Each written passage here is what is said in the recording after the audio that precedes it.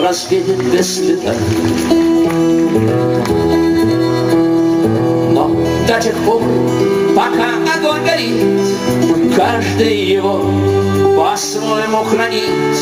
Если беда, если холода,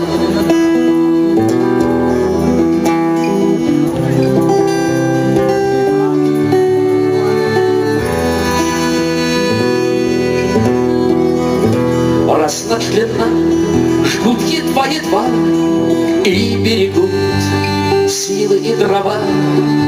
Зря не шумят и не портят лес. Но иногда найдется вдруг чудак. Этот чудак все сделает не так, и его костер завьется до небес.